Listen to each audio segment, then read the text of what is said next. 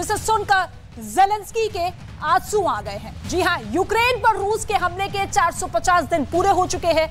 Zelensky किसी सूरत में नहीं जीतेंगे, ये बात दुनिया जानती है। अब यूक्रेन के लिए चुनौती पुतिन के क्रूर हमलों को टालने की है और ऐसे में ज़ेलेंस्की दुनिया भर में मदद को लेकर भी गुहार लगाते हुए नजर आ रहे हैं। किसी से हथियार मांग रहे हैं तो किसी से पुतिन को मनाने की गुहार लगा रहे हैं, क्योंकि रूस के टारगेट पर अब डायरेक्ट कीव है।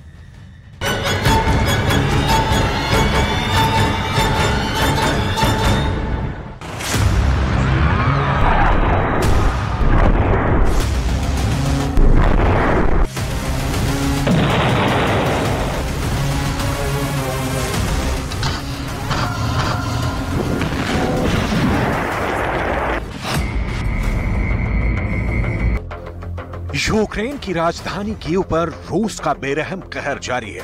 शनिवार की सुबह सुबह इस बहुमंजिला इमारत पर made in Iran Shahid drone से हमला हुआ तो जबरदस्त धमाके के साथ बिल्डिंग धराशायी हो गई और फिर मंजर कुछ ऐसा सामने आया। यूक्रेन के दावे के मुताबिक इस महीने कीव पर रूस ने 11वीं बार एयर स्ट्राइक की है। हमला हर बार की तरह भीषण था, लेकिन यूक्रेन का दावा है कि उसने हमलावर के हर हथियार को नाकाम कर दिया।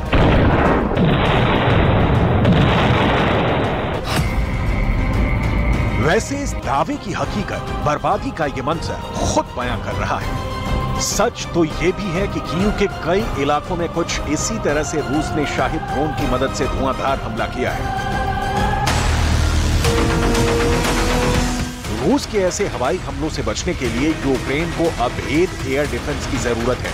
ऐसे में उसे अमेरिका और जर्मनी की तरफ से एक पैट्रियट एयर डिफेंस सिस्टम मिलेगी। लेकिन 16 मई को ही रूस ने यूक्रेन के एक पैट्रियट को ढेर करने का दावा किया।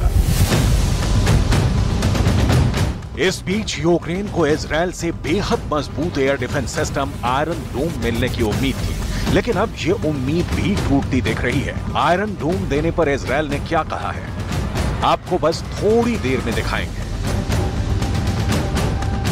ज़ेलेंस्की के पास पुतिन के ताकतवर लड़ाकू विमानों की गाज है नहीं और ऊपर से ईरानी ड्रोन ने पूरे यूक्रेन की हालत खस्ता कर दी है। ऐसे में ज़ेलेंस्की ने अब कैसे ईरान को मनाने के लिए अरब देशों से गुहार लगाई है, आपको ये भी दिखाएंगे। अभी आप जापान के हिरोशिमा से आई ये तस्वीर देखिए, जहां ज़ेलेंस्की ने प्रधानमंत्री नरेंद्र मोदी से मुलाकात की। भारत और रूस के पुराने और मजबूत रिश्ते से पूरी दुनिया वाकिफ है। ऐसे में जाहिर है कि पहले की तरह अब की बार भी ज़ेलेंस्की ने पीएम मोदी से युद्ध विराम कराने की गुजारिश की होगी। ये बात भी पूरी दुनिया जानती है कि प्रधानमंत्री मोदी रूस और यूक्रेन के बारूदी शोर पर फुल स्टॉप लगाने और बातचीत की मेज पर विवाद सुलझाने की सलाह दे चुके हैं। जापान के हिरोशिमा में G7 की मीटिंग के बीच ज़ेलेंस्की दुनिया के तमाम नेताओं से मुलाकात कर रहे हैं। रूस के क्रूर हमलों से बचाने की गुहार लगा रहे हैं। फ्रांस के जिस विमान से ज़ेलेंस्की हिरोशिमा पहुंचे हैं, उसी प्लेन से वो सऊदी अरब के जद्दा गए थे। यहां उन्होंने अरब देशों से मदद की अपील की। ज़ेलेंस्की ने अरब लीग को यूक्रेन के मुसलमानों की दुहाई देकर रूस के हमलों से बचाने की गुहार लगाई। At first, I express my gratitude for the warm hospitality to His Royal Highness Crown Prince Mohammed bin Salman, to the entire people of Saudi Arabia and the city of Jeddah, which is hosting this meeting. I hope that most of us are here for the sake of peace and justice. Dear participants of the summit, today is the 450th day of the full-scale war waged against us by Russian invaders. I'm also sure all your nations will understand the main call I want to leave here in Jeddah, a noble call to all of you to help protect our people, including Ukrainian Muslim community.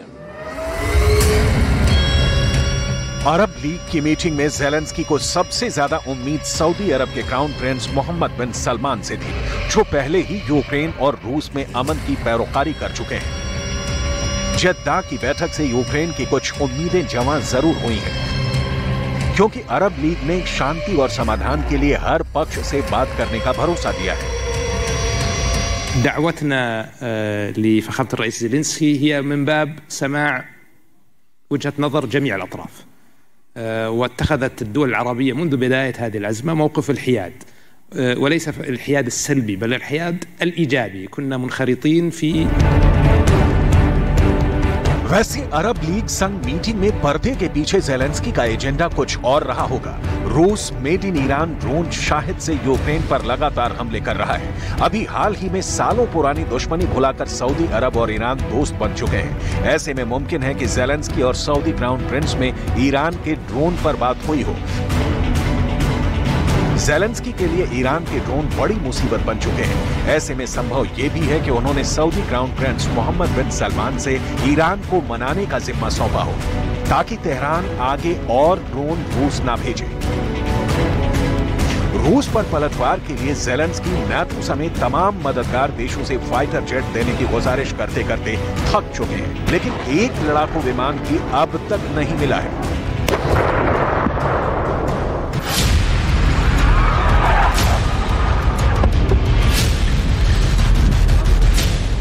हालांकि Ukraine को 2 made in America air defence system patriot मिले थे और इनमें से एक को रूस बर्बाद करने का दावा कर चुका है।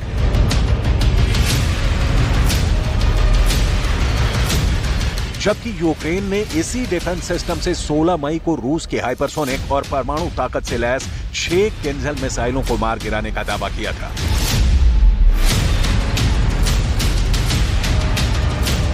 इससे पहले 6 मई को भी यूक्रेन ने रूस की एक किंजल मिसाइल को ढेर करने का दावा किया था, लेकिन यूक्रेन के इस दावे को रूस सिरे से खारिज कर चुका है।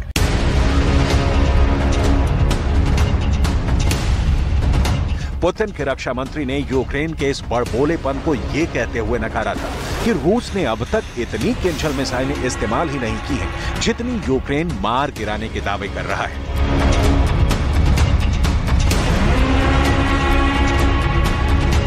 दावों की इस फहरिस्त में अमेरिका की मीडिया ने पैट्रियट एयर डिफेंस सिस्टम से रूस के फाइटर बॉम्बर को भी मार गिराने का दावा किया है, लेकिन खुद यूक्रेन ने ही अमेरिका के इस दावे को नकार दिया है।